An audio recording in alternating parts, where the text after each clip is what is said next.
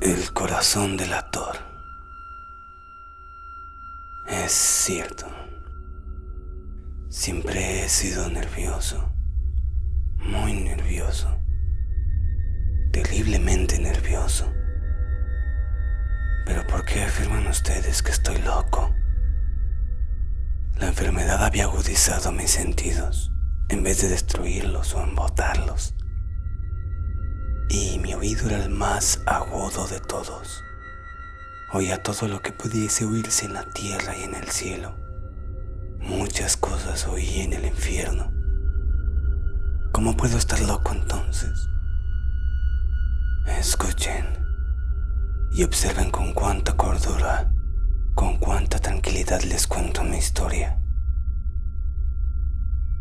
Me es imposible decir cómo aquella idea entró en mi cabeza por primera vez, pero una vez concebida me acosó noche y día.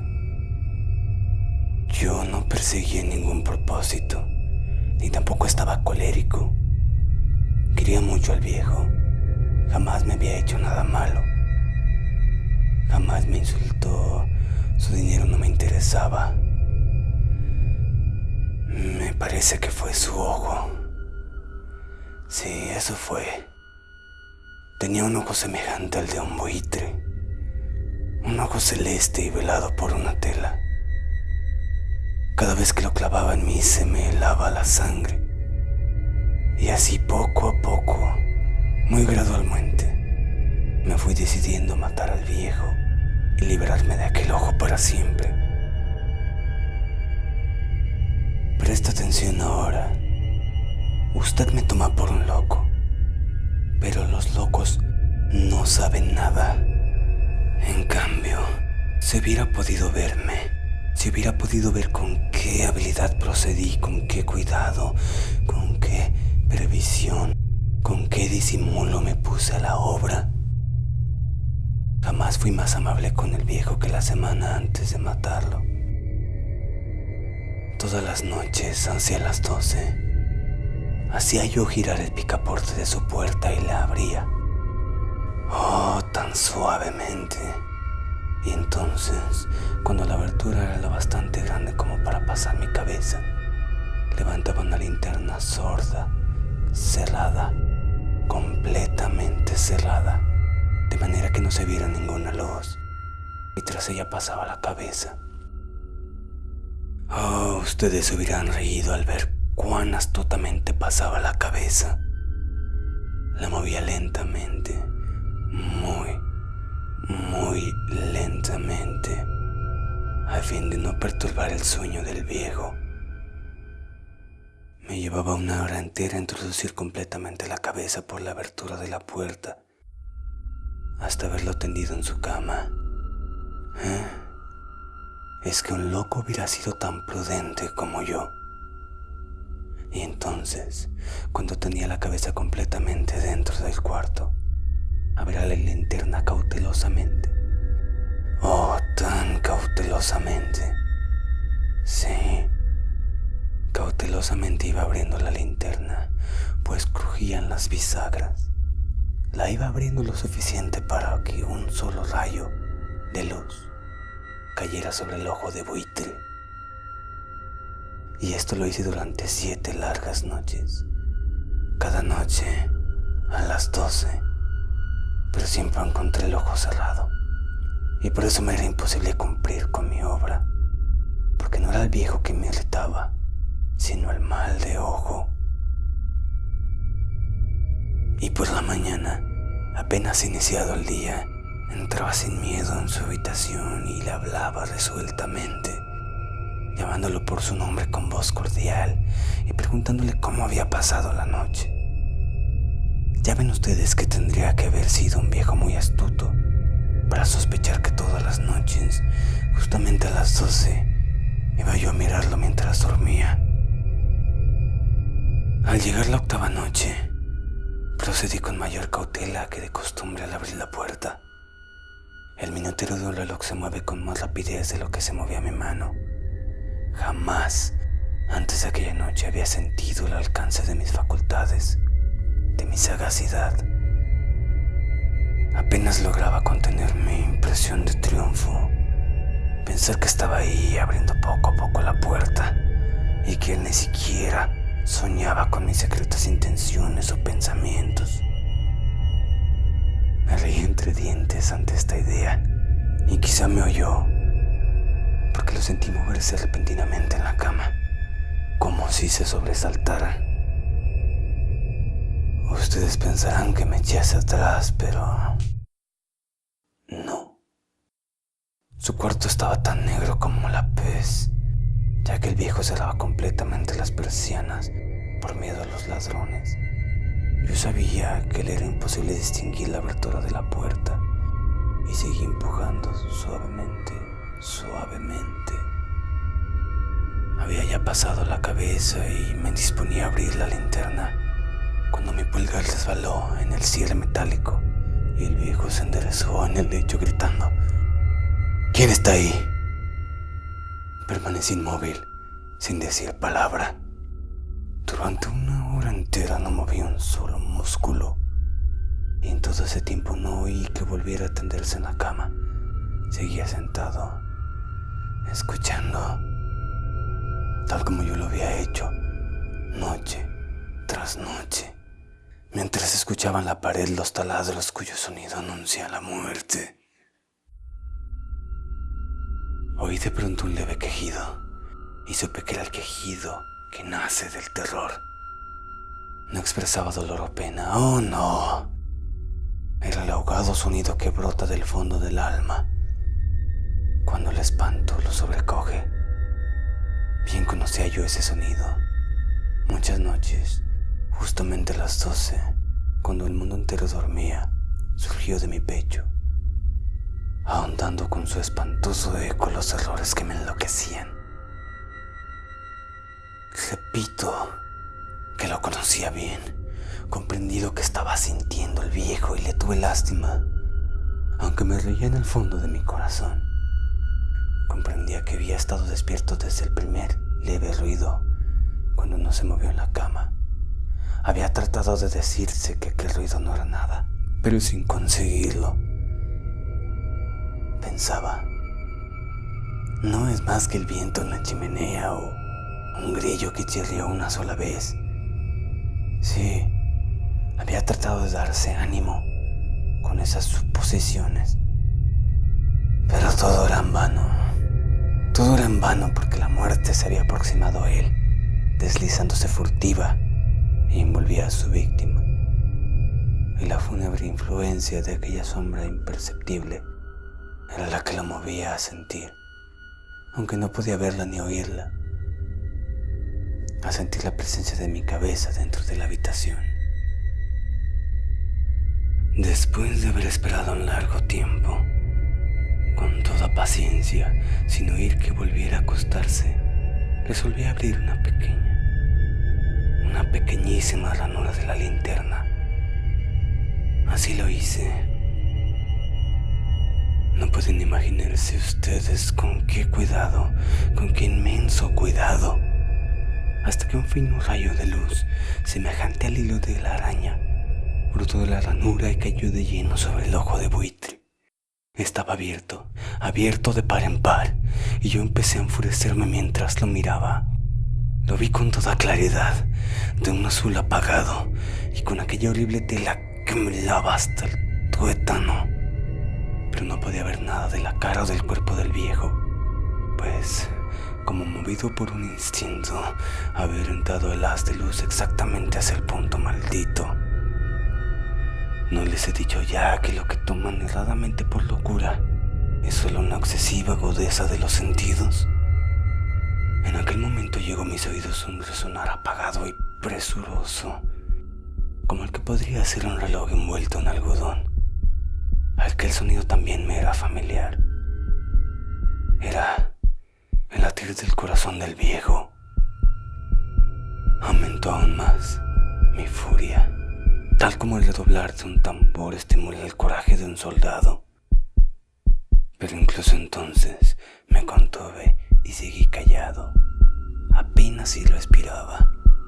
Sostenía la linterna de modo que no se moviera, tratando de mantener con toda la firmeza posible el haz de luz sobre el ojo.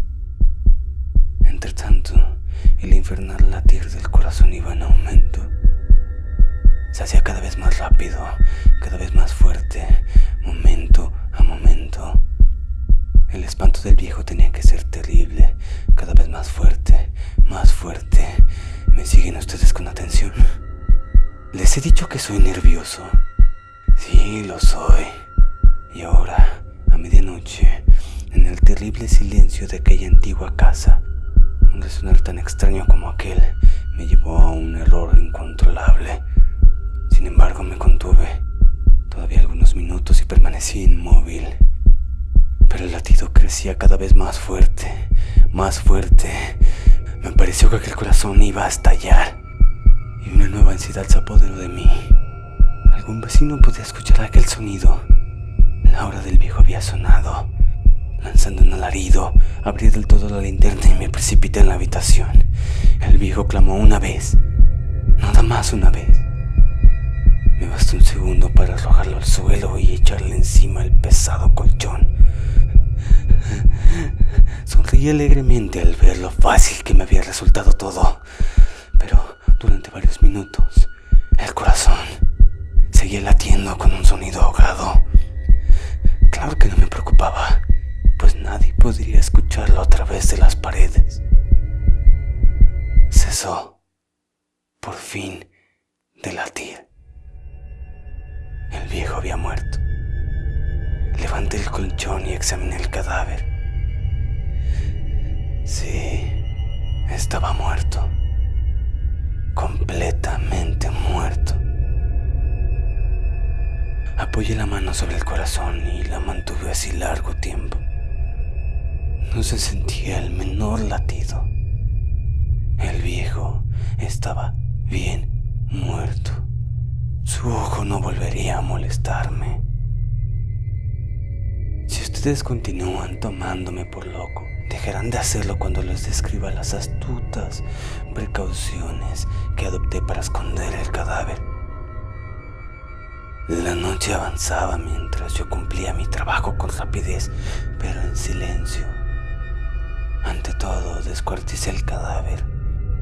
Le corté la cabeza, brazos y piernas. Levanté luego 3 planchas del piso de la habitación y escondí los restos en el hueco. Volví a colocar los tablones con tanta habilidad que ningún ojo humano, ni siquiera el suyo, hubiera podido advertir la menor diferencia. No había nada que lavar, ninguna mancha, ningún rastro de sangre. Yo era demasiado precavido para eso. Una cuba había recogido todo. ¡Ja! ¡Ja! Cuando hube terminado mi tarea, eran las 4 de la madrugada, pero seguía tan oscuro como la medianoche. En momentos en que se oían las campanadas de la hora, golpearon a la puerta de la calle. Acudí a abrir con toda tranquilidad, pues, ¿qué podía temer ahora? Hallé a 3 caballeros que se presentaron muy civilmente como oficiales de policía. Durante la noche, un vecino había escuchado un alarido, por lo cual se sospechaba la posibilidad de algún atentado. Al recibir este informe en el puesto de policía, habían comisionado a los 3 agentes para que registraran el lugar. Sonreí, pues, que tenía que temer. Di la bienvenida a los oficiales y les expliqué que yo había lanzado aquel grito durante una pesadilla. Les hice saber que el viejo se había ausentado a la campaña. Llevé a los visitantes a recorrer la casa y los invité a que revisaran bien. Finalmente, acabé conduciéndolos a la habitación del muerto. Les mostré sus caudales intactos y cómo cada cosa se hallaba en su lugar. En el entusiasmo de mis confidencias traje sillas a la habitación y pedí a los 3 caballeros que descansaran ahí de su fatiga, mientras yo mismo, con la audacia de mi perfecto triunfo, colocaba mi silla en el exacto punto bajo el cual reposaba el cadáver de mi víctima. Los oficiales se sentían satisfechos. Mis modales los habían convencido. Por mi parte, me hallaba perfectamente cómodo. Sentáronse y hablaron de cosas comunes, mientras yo les contestaba con animación. Mas, al cabo de un rato, empecé a notar que me ponía pálido y deseé que se marcharan. Me dolía la cabeza y creía percibir un zumbido en los oídos, pero los policías continuaban sentados y charlando. El zumbido se hizo más intenso, seguía resonando y era cada vez más intenso. Hablé en voz muy alta para librarme de esa sensación, pero continuaba lo mismo y se iba haciendo cada vez más clara, hasta que, al final, me di cuenta de que aquel sonido no se producía dentro de mis oídos.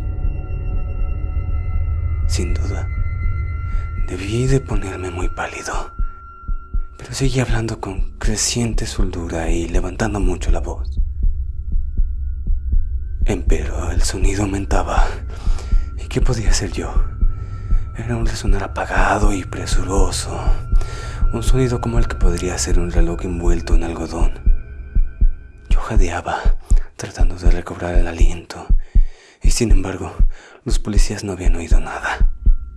Hablé con mayor rapidez, con vehemencia, pero el sonido crecía continuamente. Me puse en pie y discutí sobre insignificancias en voz muy alta y con violentas gesticulaciones, pero el sonido crecía continuamente. ¿Por qué no se iban?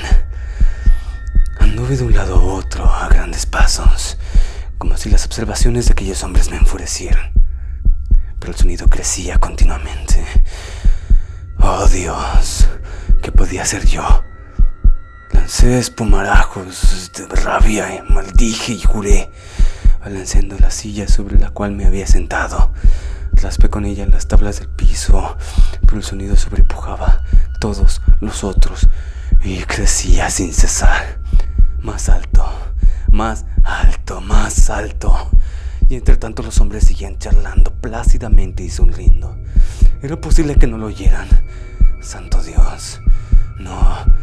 No. Claro que oían y que sospechaban.